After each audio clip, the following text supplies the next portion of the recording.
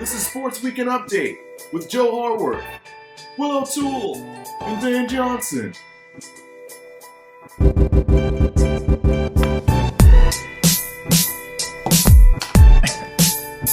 Welcome to Sports Weekend Update. I'm Will O'Toole. And I'm Joe Harworth.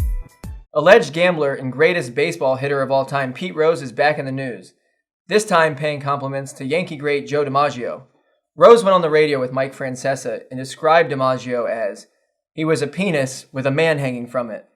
Unfortunately for Rose, the Baseball Hall of Fame voters still describe him as just a penis. NHL and NBA players have a different tolerance for pain.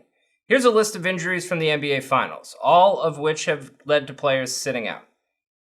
Here's a list of injuries from the NHL, which has not sidelined even one, and especially the big man, Zdeno Chara. Chara played through a broken jaw in games 5 and 6, in which his mouth was wired shut. When asked how he felt after the games, he said, When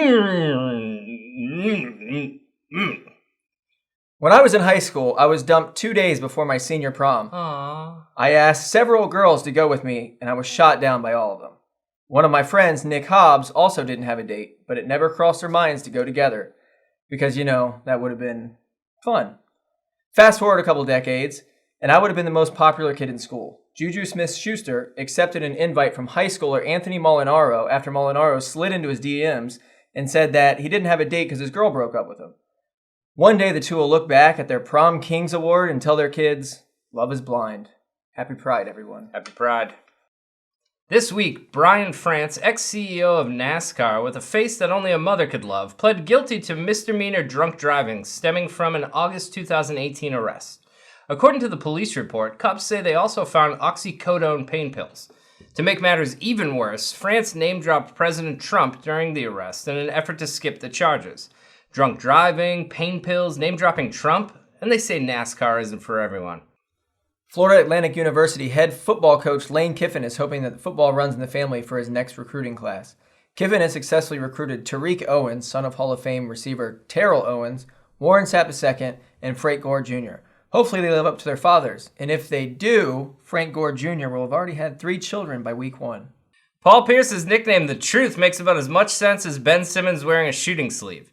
Last week, Pierce said that his infamous wheelchair game was not that he was hurt, but that he had to go to the bathroom. So bad, in fact, that he couldn't run to the bathroom, but had to be carried while clenching for dear life. Some have speculated that he, in fact, pooped his pants during Game 1 of the 2008 NBA Finals and was removed via wheelchair to hide the stain on his shorts from the cameras.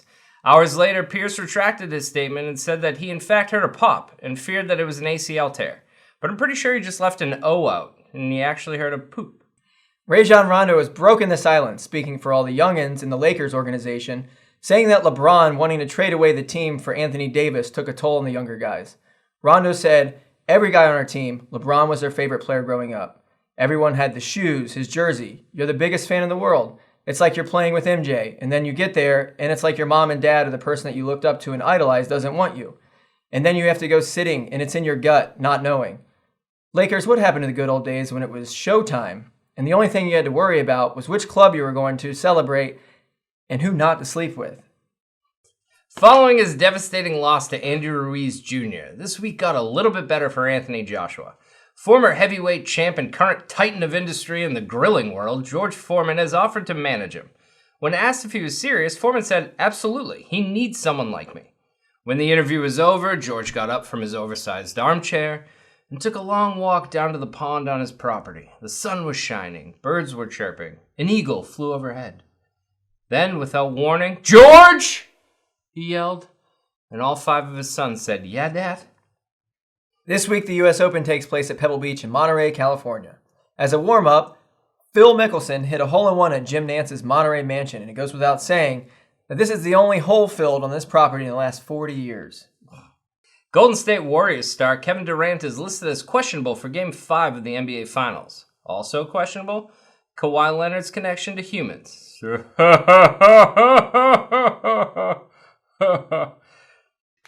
The Undertaker beat Goldberg at Super Showdown in Saudi Arabia on Friday.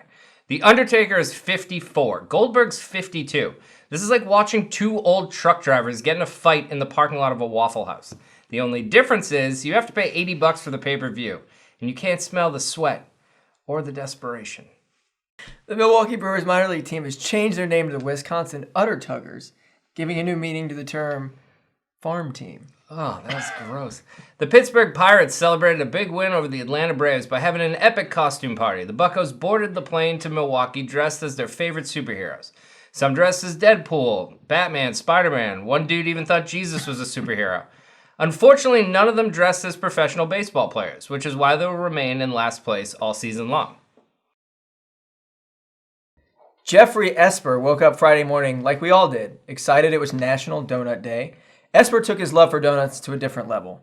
Esper edged out National League eating champion Joey Chestnut in the National Hostess Donuts eating contest by a whopping 35 nuts in the 6-minute all-you-can-eat donut off, polishing off 235 powdered donuts. Have you ever tried to eat 6...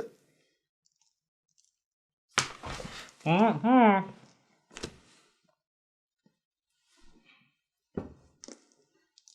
Mm-hmm.